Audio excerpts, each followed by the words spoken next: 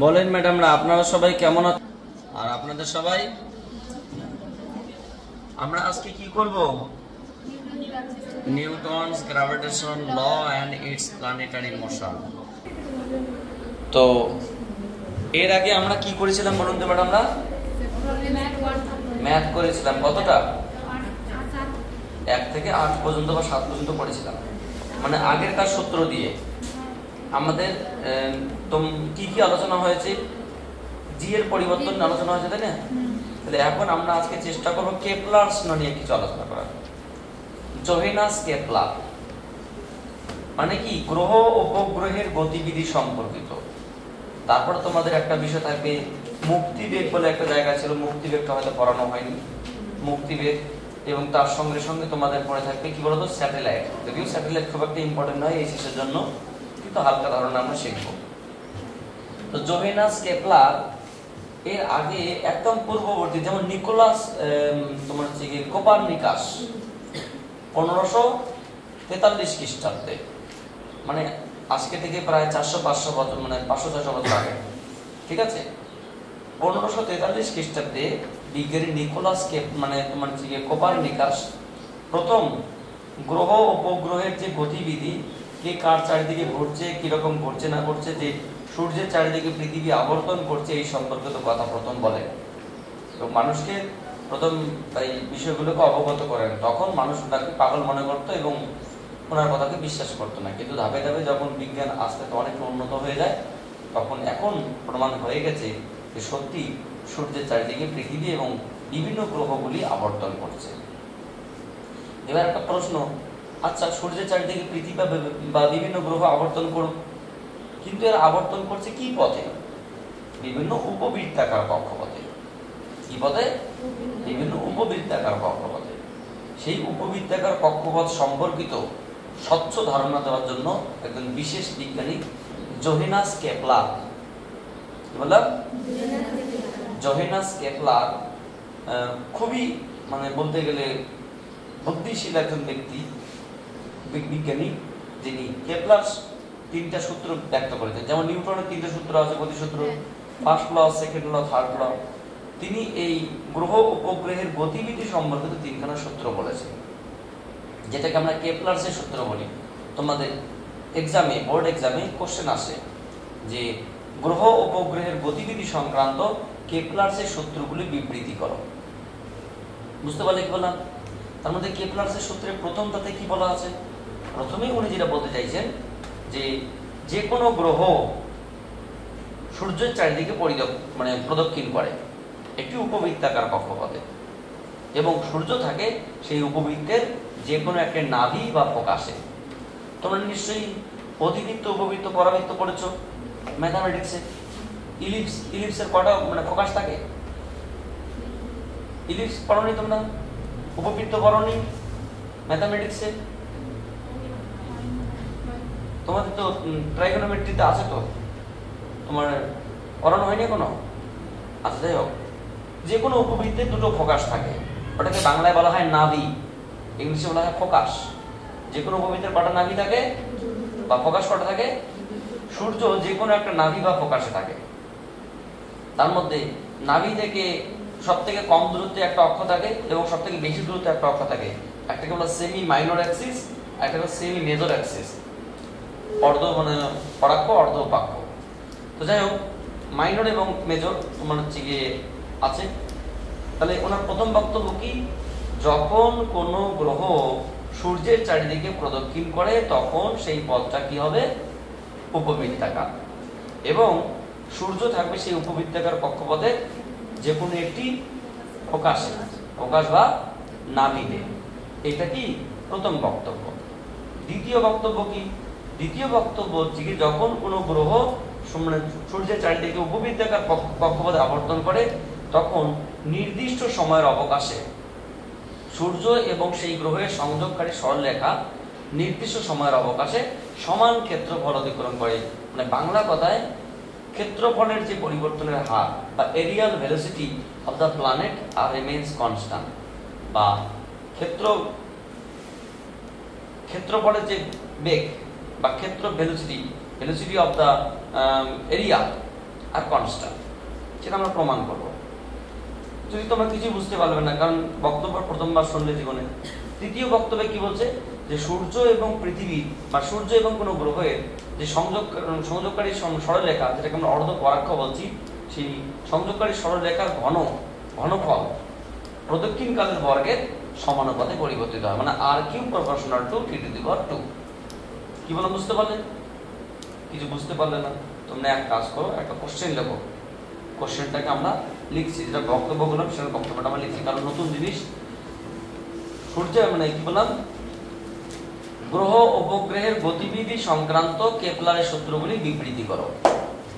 দেখো, গ্রহ উপগ্রহের গতিবিধি সংক্রান্ত, তাহলে ফার্স্ট কি দাঁড়ালো, যে কোনো গ্রহ সূর্যের চারিদিকে একটি উপবৃত্তাকার, যেটাকে আমরা কি পথ বলি, ইলিপ্টিক্যাল পাথ। পাথ মানে পথ। যে কোনো গ্রহ সূর্যের চারিদিকে, যে ধরো পৃথিবী আছে, বুধ আছে, নেপচুন আছে, প্লুটো আছে, এটসেট্রা, সবাই কিভাবে ঘটে, পৃথিবীর সূর্যের চারিদিকে একটা উপবৃত্তাকার কক্ষপথে আবর্তন করে। এবং সূর্য কোথায় থাকে, সেই উপবৃত্তের যে কোনো একটি ফোকাস বা নাভিতে। স্যার উপবৃত্তটা দেখতে কেমন?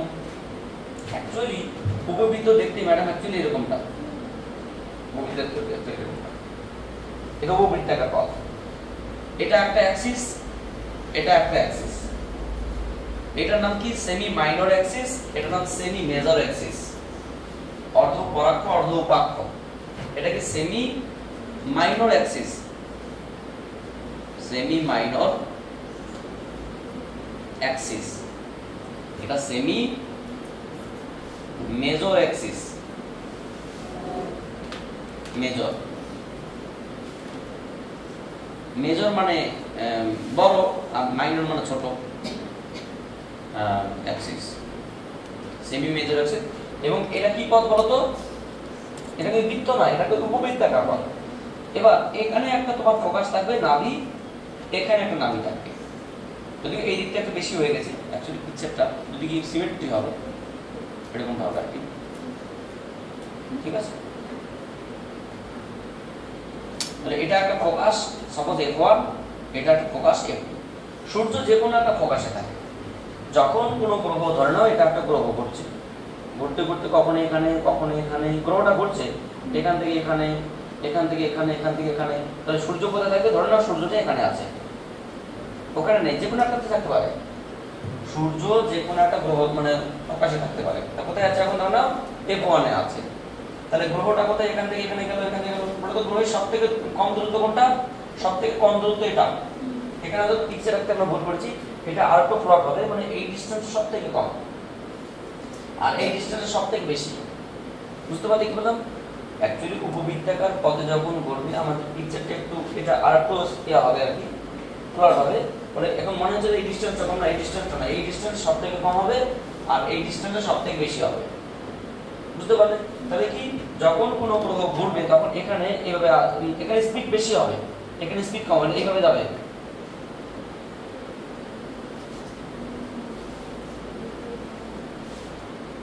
মানে এখানে দিনের দৈর্ঘ্য, দিন রাতের দৈর্ঘ্য ছোট হয়, এখানে দিন রাতের দৈর্ঘ্য বড় হয়।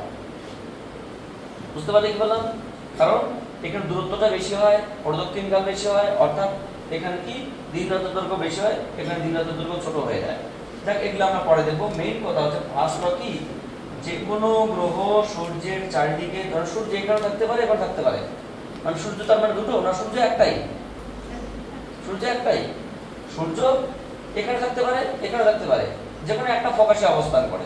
আমরা উপবৃত্ত দুটো ফোকাসে দেখালাম, এখানে আছে, গ্রহটা ঘুরছে, সেটা পৃথিবী হতে পারে, নেপচুন হতে পারে, প্লুটো হতে পারে, অন্য কোনো গ্রহ হতে পারে। যখন কোনো গ্রহ সূর্যের চারিদিকে আবর্তন করে, তখন এই আবর্তনকালের পথটা কি হবে বলতো, এটা একটা ইলিপ্টিক্যাল পাথ। এই পথটার নাম কি, ইলিপ্টিক্যাল পাথ। এবং সূর্য কোথায় থাকবে, ওই পথের ফোকাসে বা নাভিতে। কেপলারস সেকেন্ড ল, যদিও ফার্স্ট ল এর আর কোনো বক্তব্য নেই, ফার্স্ট ল টুকুই, Kepler's second law, Kepler's second law. Second law কি বলুন তো ম্যাডামরা? সেকেন্ড ল হচ্ছে কি, এটা কি, এর নাম কি গ্রহ, এটার নাম কি সূর্য, তাহলে গ্রহ এবং সূর্যের মাঝখানে একটা কি আছে, দূরত্ব আছে বা সংযোগকারী সরলরেখা। গ্রহ এবং সূর্যের যে কোনো গ্রহ, যখন কোনো গ্রহ সূর্যের চারিদিকে আবর্তন করে তখন সেই আবর্তনকালের জন্য পথটা কি হয়, উপবৃত্তাকার হয়। সূর্য কোথা থাকে, সেই উপবৃত্তের প্রকাশ। এই বক্তব্যটা কি, ফার্স্ট ল। সেকেন্ড ল কি, যে কোনো গ্রহ এবং সূর্যের সংযোগকারী সরলরেখা, মানে যে কানেকশন থাকবে, সেই সংযোগকারী সরলরেখা সমান সময়ের অবকাশে সমান সমান ক্ষেত্রফল অতিক্রম করে। এটাকে এরিয়াল ভেলোসিটি কনস্ট্যান্ট বলা হয়। কি বললাম, সূর্য ও যে কোনো গ্রহের সংযোগকারী সরলরেখা সমান সময়ের অবকাশে সমান ক্ষেত্রফল অতিক্রম করে। ওটা সেকেন্ড ল লেখো। তাহলে কি দাঁড়ালো বলতো, কেপলার সেকেন্ড ল কি, আমরা সেকেন্ড ল প্রমাণটাও আগে করে নেবো, তারপর থার্ড ল আসবো, একসঙ্গে বলে দেবো। যে কোনো গ্রহ এবং সূর্যের সংযোগকারী সরলরেখা, তাহলে এই সংযোগকারী সরলরেখা এটা, তাই না, যে কোনো গ্রহ এবং সূর্যের সংযোগকারী সরলরেখা সমান সময়ের অবকাশে সমান ক্ষেত্রফল অতিক্রম করে। এবং এটা শর্টলি বলার পরে the areal velocity of a planet is constant. তার মানে আমরা আরো কি বলতে পারি বলুন তো, যে কোনো একটা গ্রহের নির্দিষ্ট সময় অবকাশে কতটুকু ক্ষেত্রফল অতিক্রম করবো, ডিএ, কতটুকু সময় লাগলো, ডিটি, ডিটি সময় অবকাশে ডিএ ক্ষেত্রফল অতিক্রম করে, সেটা কি হবে, কনস্ট্যান্ট। ব্যাপারটা তোমাকে যে হালকা করে এক্সপ্রেস করে বোঝানোর চেষ্টা করছি। ধরে নাও এটা একটা ইলেকট্রিক্যাল পথ, একটু বোঝার চেষ্টা করো বিষয়টা। আমি যেটা বলছি, এটা একটা ইলেকট্রিক্যাল পথ। এটা কি পথ না, আমরা ইলেকট্রিক্যাল পথ। এই ধরনের তোমার সূর্য এখানে আছে, এখন আমার অত দরকার নেই, কোনো একটা গ্রহ এখন এখানে আছে, ঠিক আছে। সমান সময়ের অবকাশ মানে কি, ধরে নাও এইটুকু যেতে 5 দিন 10 দিন সময় লেগেছে, এইটুকু যেতে 10 দিন সময় লেগেছে, কারণ এটা মোট তো 365 দিন, 10 দিন আরো বেশি হবে। তাহলে এইটুকু যেতে 15 দিন সময় লেগেছে। তাহলে এইটুকু দূরত্ব 15 দিনে কতটুকু, তাহলে এইটুকু দূরত্ব কত বলতো, সময় কত, ডিটি, ডিটি মান কত, 15 ডেজ। দূরত্বটা আরো কম হবে, মানে সময়টা আরো কম হবে, কারণ কম সময় হিসাব করতে হবে। ততক্ষণে এই দূরত্বটা কত, আর সূর্য এবং গ্রহের ভর ধরনের এম, সূর্য এবং গ্রহের, সূর্যের ভর ক্যাপিটাল এম, সূর্য এবং গ্রহের সংযোগকারী সরলরেখার দূরত্ব কত, সূর্য মানে গ্রহটা কি সূর্যের চারিদিকে প্রদক্ষিণ করছে, তাহলে কত সময় এ থেকে বি তে গেল, এ থেকে বি তে যেতে সময় লাগলো কত। এবার এইটুকু দূরত্ব মানে এ থেকে বি তে যেতে যে সময় লাগলো সেটা কত, সাপোজ 15 দিন। তাহলে 15 দিনে সে কতটা ক্ষেত্রফল অতিক্রম করলো, সাপোজ ধরো সেটা DA1 ক্ষেত্রফল অতিক্রম করলো, DT1 এ। মানে আমি বলতে চাইছি 15 দিনে ক্ষেত্রফল অতিক্রম করলো এটা। পরবর্তী আমরা এখানে দেখলাম, কোথায় দেখলাম, এখানে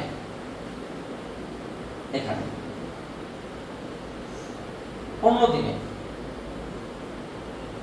এখানে কম দূরত্ব যাবে, যে 15 দিন, এইটুকু কত 15 দিন, কারণ দিনের দৈর্ঘ্য বেশি হবে এখানে। এখানকার দূরত্ব সময় কত, সে 15, T2টা যেটা T2টা 15 দিন। তাহলে এখানে এটা আর এই যে ক্ষেত্রফলটা হবে, এই ক্ষেত্রফলটা কত, এটা DA2। তাহলে এই ক্ষেত্রফলটা একটু শর্ট, মানে এদিকে কম হবে, কারণ দিনের দৈর্ঘ্য বেশি, এদিকে কম হবে, কিন্তু এর মানটা দেখবে এই মান সমান হবে। মেইন কথা হচ্ছে কি, ধরে নাও এইখান থেকে এখানে আসতে যে সময় লাগলো, এখান থেকে এখানে যেতে সেই সময় লাগলো, এবার এখান থেকে এখানে যেতেও সেই সময় লাগলো, এখান থেকে এইটুকু যেতেও সেই সময় লাগলো। তাহলে এই যে ক্ষেত্রফলগুলো অতিক্রম করলো, delta DT1, DA1, DA2, DA3, DA4, এগুলো কি নির্দিষ্ট সময়ের জন্য সমান হবে। যদি এমন বলি যে এইটুকু সময় কত, DT1 সময় কতটা ক্ষেত্রফল অতিক্রম করলো, তাহলে একক সময় কতটা ক্ষেত্রফল অতিক্রম করলো, DA1/T1। অনুরূপ ভাবে আমরা বলতে পারি DT2 সময় কতটা ক্ষেত্রফল অতিক্রম করলো, তাহলে এই ক্ষেত্রে কি হবে, এই যে মানটা এবং এই মানটা কি হবে বলতো, কনস্ট্যান্ট হবে। এটাকে এরিয়াল ভেলোসিটি বলা হয়। সমান সময়ের অবকাশে, মানে এই দূরত্বটা যেতে যে সময় লাগলো 15 দিন, এটাও যদি 15 দিন হয়, এটাও যদি 15 দিন হয়, এটাও যদি 15 দিন হয়, দেখা গেল এই ডিসটেন্সটা বেশি, মানে এই 15 দিনে অনেকটা পথ অতিক্রম করেছে, 15 দিনে কম পথ অতিক্রম করেছে, এখানে কম পথ, এখানে অনেকটাই পথ। অর্থাৎ দিনের সংখ্যা যদি সমান হয়, এখানে পথ বেশি তাই হবে না, এই অঞ্চলটা যে ক্ষেত্রফল হবে এই ক্ষেত্রফলটা কি হবে? সমান হবে। ওটাই এখানে বলছে যে কোনো গ্রহ ও সূর্যের সংযোগকারী সরলরেখা সমান সময়ের অবকাশে সমান সমান ক্ষেত্রফল অতিক্রম করে। যেটাকে আমরা বলি areal velocity of a planet is constant.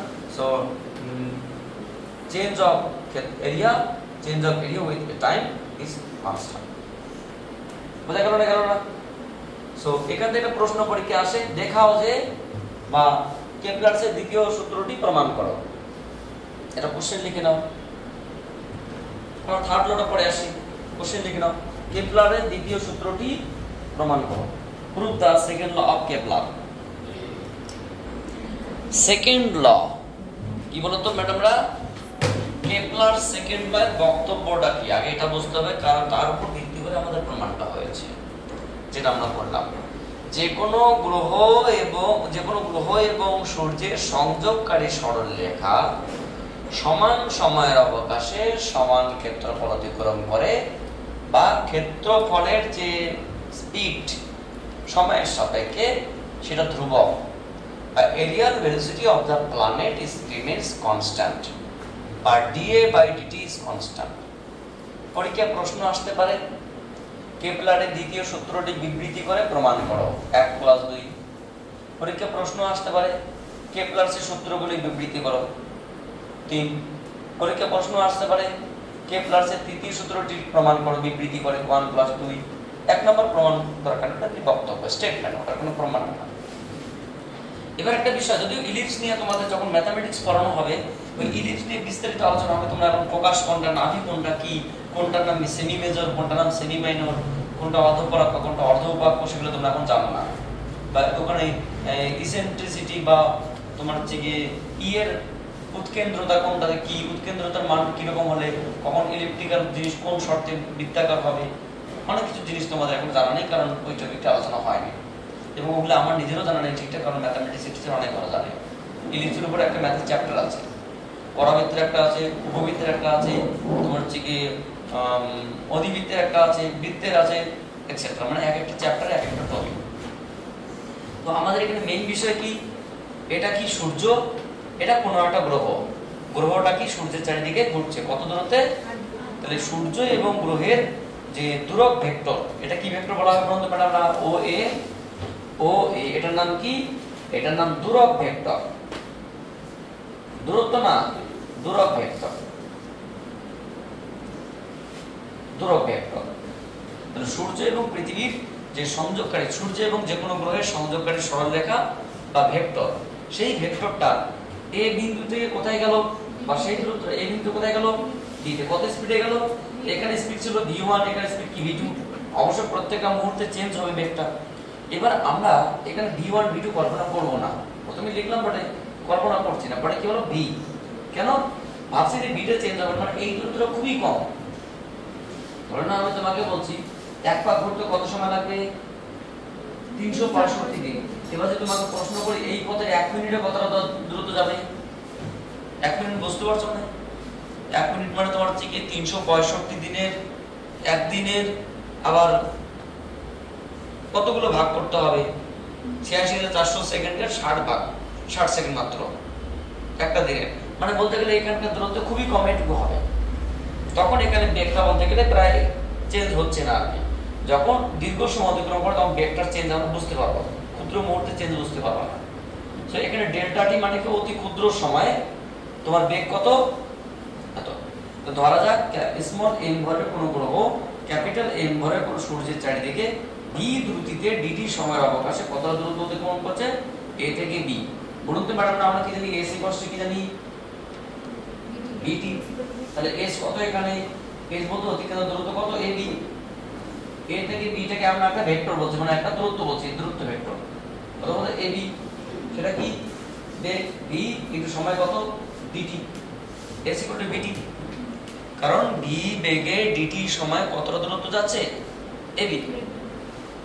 এবং এটা দেখতে মনে হচ্ছে তোমার ত্রিভুজ নয়, এটা অনেকটা এরকম ত্রিভুজের মতো, অনেকটা এরকম টাইপের কি।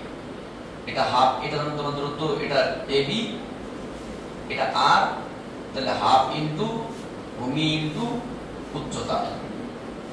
বুঝতে পারলে কি না? দেখে মনে হচ্ছে এরকমটা হবে না, এই দূরত্বটা খুবই কাছাকাছি, ফলে এই ডিসটেন্সটা এরকম মনে হয় না, মনে হচ্ছে এটা একসঙ্গে আছে আর কি। বুঝতে পারলে? এখানে হাফ ইন্টু ভূমি ইন্টু উচ্চতা আমরা সিম্পল ভাবে ব্যবহার করতেই পারি। তাহলে ধরা যাক স্মল এম ভরের গ্রহ সূর্যের চারিদিকে, গ্রহ ক্যাপিটাল এম ভরের সূর্যের চারিদিকে ভি দ্রুতিতে আবর্তন করছে এবং ডিটি সময়ের অবকাশে সে এবি তথা ভি ডিটি মানে এস ইকুয়াল টু ভিটি সূত্র থেকে এস মানে এবি আর ভি মানে ভি আর টি মানে ডিটি দূরত্ব অতিক্রম করে। তাহলে আমরা বলতে পারি ও এ বি অঞ্চলের ক্ষেত্রফল কত? এটা একটা ত্রিভুজ, ত্রিভুজের ক্ষেত্রফল কি? হাফ ইন্টু ভূমি ইন্টু উচ্চতা, এটা হাফ, এটা কি ভূমি, মানে হাফ ইন্টু ভূমি ইন্টু উচ্চতা, এটা কেমন উচ্চতা বলছি কত? এবি। তা হাফ ইন্টু ভূমি ইন্টু উচ্চতা ভেক্টর দিয়ে বললাম, তাহলে এ ভেক্টর সমান সমান দিস। সো ডি এর ভেক্টর সমান সমান হাফ ইন্টু ভূমি ইন্টু এই ডি মানে এবি টা কি? এবি সমান সমান বি ডিটি, এখানে বি ডিটি বসিয়ে দিলাম। এবার টি দিয়ে ভাগ ডেরিভেটিভ করলাম, এটা নিয়ে আসলাম। তো ডি এ বাই ডিটি সমান সমান দিস। এবার কি ইচ্ছা করে এম দিয়ে গুণ করলাম, ভাগ করলাম, এম কিন্তু কমনলি কেটে দিতে পারি কারণ এম একটা স্কেলার আছে। তাহলে বলতো এম বি সমান সমান কি? আমরা কি জানি? ভরবেগ সমান সমান ভর ইনটু বেগ। সো এটাকে আমরা কি বলতে পারি? আর ক্রস পি। তোমরা ভেবে দেখো, তোমার দৃঢ় বস্তুর ঘূর্ণন বলে একটা চ্যাপ্টার ছিল, সেখানে আমরা জানতাম কৌণিক ভেক্টর কৌণিক ভরবেগ সমান সমান আর ক্রস পি, মনে আছে কি? এবং আমরা জানতাম টাউ সমান সমান আর ক্রস এ, অনেকগুলো পার্ট ছিল সেখানে। তাহলে কি এখানে আর ক্রস পি মানে দূরত্ব এবং ভরবেগের যে ভেক্টরের যে গুণফলটাকে কাকে নির্দেশ করে? কৌণিক ভরবেগকে নির্দেশ করছে। তাহলে কি আসলো? মেইনলি তোমার যে dA বাই dt ভেক্টর সমান সমান l ভেক্টর বাই 2m। এবার এর যদি মান বের করি যে dA বাই dt মান কত? dA বাই dt, তাহলে l বাই 2m, lটা কি বলতো? কৌণিক ভরবেগ। যে কোনো গ্রহের নির্দিষ্ট কক্ষে কৌণিক ভরবেগ নির্দিষ্ট, মানে l এর মান কি হয়? কনস্ট্যান্ট। স্যার কনস্ট্যান্ট কেন? তোমাদের যাদের কেমিস্ট্রিতে পরমাণু পড়ানো হয়েছে তোমরা একটু ভেবে দেখো, কৌণিক ভরবেগের সূত্র কি ছিল ম্যাডাম? আমরা অ্যাকচুয়ালি আমরা কি জানতাম? l m সমান সমান m v r সমান সমান n h বাই 2 পাই ছিল কি? বোরের তৃতীয় স্বীকার্য কৌণিক ভরবেগ, যেটাকে কোয়ান্টাম শর্ত বলা হতো। তো এটা কি n যদি নির্দিষ্ট হয়, প্লাঙ্ক শর্ত নির্দিষ্ট, তাহলে কৌণিক ভরবেগ নির্দিষ্ট মানে ধ্রুবক হবে কখন? যখন কোনো একটা ইলেকট্রন নির্দিষ্ট কক্ষপথে আবর্তন হবে। এখানে ইলেকট্রনে যখন কোনো গ্রহ একটাই কক্ষপথে ঘুরবে, যদি কক্ষপথ চেঞ্জ করে, একটা শিফট করে আরেকটা কক্ষপথে যায়, তাহলে কৌণিক ভরবেগ চেঞ্জ হবে। তো গ্রহ কি কক্ষপথ চেঞ্জ করছে? সো যেমন বুধ গ্রহ তার নিজস্ব কক্ষপথে আবর্তনশীল, শুক্র তার নিজস্ব কক্ষপথে আবর্তনশীল, পৃথিবী তার নিজস্ব কক্ষপথে আবর্তনশীল। বুধ তো কোনোদিন পৃথিবীর কক্ষপথে আসে না, যে যার নিজস্ব কক্ষপথে ঘুরছে। অর্থাৎ যখন সে নিজস্ব কক্ষপথে আবর্তনশীল হবে, তখন তার কৌণিক ভরবেগটা কি হবে? কৌণিক ভরবেগটা কি হবে? ধ্রুবক হবে। আর এটা ধ্রুবকের এই জিনিসটার নাম কি? সো dA বাই dt কি? বুঝতে পারলে কি বললাম? So area velocity is constant. মোটের উপর যেটা দাঁড়ানো সমান সময়ের অবকাশে সমান সমান ক্ষেত্রফল অতিক্রম করে। তোমরা কেপলারের তৃতীয় সূত্রটি দেখো। তৃতীয় সূত্র কি? যে কোনো গ্রহ এবং সূর্যের সংযোগকারী সরলরেখা বা সংযোগকারী সরলরেখার ঘনফল ওই মানে সূর্যের চারিদিকে প্রদক্ষিণকালের বর্গের সমানুপাতে পরিবর্তিত হয়। দেখো আমরা এটাকে প্রমাণও করবো, টেনশনের কোনো কারণ নেই। তাহলে কেপলারস থার্ড ল ম্যাডাম অত্যন্ত গুরুত্বপূর্ণ, মানে কেপলারের এই যে তিনখানা সূত্র শিখলাম তার মধ্যে সবথেকে হটেস্ট সূত্র হচ্ছে 3 নম্বরটা, ম্যাচ করতে কাজে লাগবে এবং খুব গুরুত্বপূর্ণ। যে কোনো গ্রহ এবং সূর্যের সংযোগকারী সরলরেখার ঘনফল, এটা সূর্য এবং গ্রহের মাঝখানে দূরত্ব এর ঘনফল, মানে ধরো না তোমার 15 কোটি কিলোমিটার যদি হয় তাহলে 15 কোটি কিলোমিটারের কিউব। এটা ঘুরতে একটা সময় লাগে না? লাগে না? তাহলে গ্রহ যে সূর্যের চারিদিকে প্রদক্ষিণ করছে, যদি পৃথিবী হয় তাহলে সেটা 365 দিন, যদি সেটা তোমার যে বুধ গ্রহ হয় তাহলে 88 দিন, যদি সেটা নেপচুন হয় তাহলে 165 বছর। হ্যাঁ 165 বছর, ঠিক শুনেছো, 165 বছর পরে নেপচুন সূর্যের চারিদিকে মাত্র একটা পাক ঘোরে। হ্যাঁ 165 বছর। হ্যাঁ তোমার জীবন থেকে বর্ষাকাল গেলে আর বর্ষাকাল আসবে না, সারা জীবনটা গরমকালেই শেষ। আচ্ছা শীতকাল, সারা জীবনটা শীতকালেই শেষ, মানে পুরোপুরি রোমান্টিক কালেই শেষ। ব্যাপারটা কি? যে কোন গ্রহ এবং সূর্যের যে সংযোগকারী সরলরেখা এর ঘনফল এই যে প্রদক্ষিণ কাটছে, যে প্রদক্ষিণের যে সময় লাগবে সেটাকে আমরা পর্যায়কাল বলি। পর্যায়কাল কাকে বলে? একটি পূর্ণ পথ অবর্তন করতে যে সময় লাগে তাকে বলা হয় পর্যায়কাল।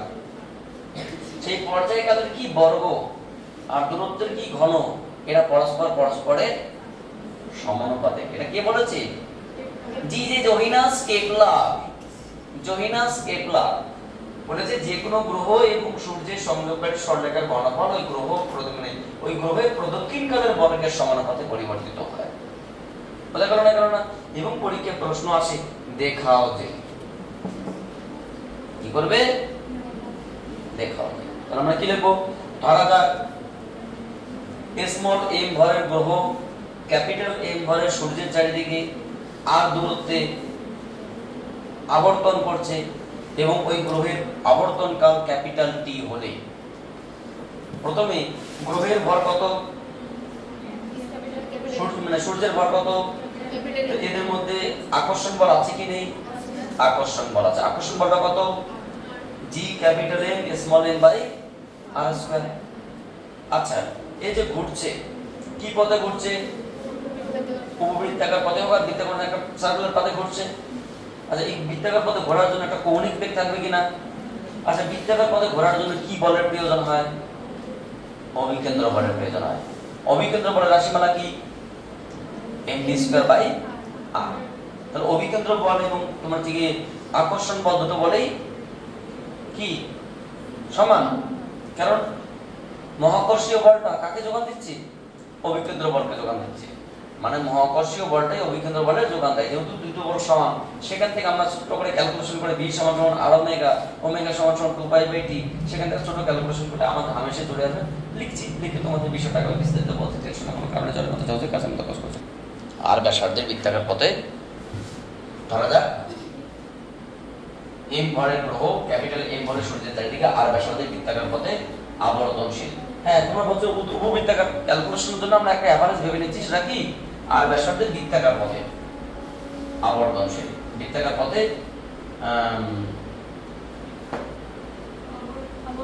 আবর্তনশীল বা আবর্তন করে এবং ওই গ্রহের প্রদক্ষিণকাল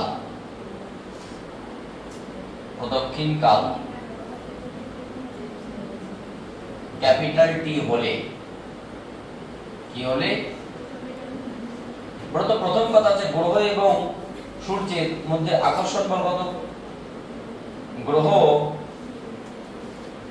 ও সূর্যের মধ্যে মহাকর্ষীয় আকর্ষণ বল, মহাকর্ষীয়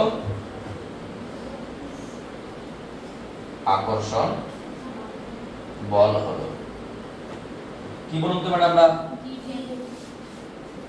এর মধ্যে F1 বলি। F1 সমান G capital N small n by r²। যেহেতু এই মহাকর্ষীয় আকর্ষণ বলেই গ্রহটি কি বৃত্তাকার পথে ঘুরতে সহায়তা করে, যেহেতু এই মহাকর্ষীয় এই আকর্ষণ বল বলেই গ্রহটিকে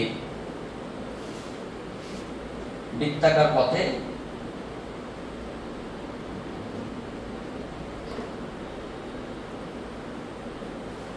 আবর্তন করে। সুতরাং বৃত্তাকার পথে আবর্তনের জন্য কি প্রয়োজন? সুতরাং প্রয়োজনীয় অভিকেন্দ্র বল কত বলুন তো ম্যাডাম? আমরা অভিকেন্দ্র বল হলো কত? F2 সমান সমান আমরা বলতে পারি mv² বাই r। আচ্ছা বলুন তো, যখন কোনো কণা বৃত্তাকার পথে ঘোরে তার একটা কৌণিক বেগ আছে কি নেই? যেহেতু তার নিজস্ব একটা অক্ষের সাথে ঘুরছে, আমরা কি জানি v সমান সমান r ওমেগা। এখানে v এর জায়গায় আমরা r ওমেগা বসিয়ে দিলে কি পাবো? m by r into r omega তার whole square. So m r omega square. এবং আমরা কি জানি প্রথম ওমেগা সমান সমান কি 2 পাই বাই ক্যাপিটাল টি, কৌণিক কম্পাঙ্ক সমান সমান দিস। আচ্ছা এইটুকু আগে থাকলো, তাহলে এটা f1 আর f2 ইকুয়েশন নাম্বার 2। বলো তো f1 f2 কি? f1 f2 সমান কেন? মহাকর্ষীয় বল নিজেই এই অপকেন্দ্র মানে অভিকেন্দ্র বলে যোগান দিচ্ছে, মানে কি এই দুটি বল পরস্পর সমান। যদি স্যার ক্যাপিটাল f1 টা বড় হতো তাহলে গ্রহটা ঘুরতে ঘুরতে সূর্যের কাছে গিয়ে চিপকে যেত। যদি f1 টা বড় হতো ঘুরতে ঘুরতে কোথায় যেত? সূর্যের কাছে গিয়ে চিপকে যেত। যদি f2 টা বড় হতো ঘুরতে ঘুরতে পালিয়ে যেত।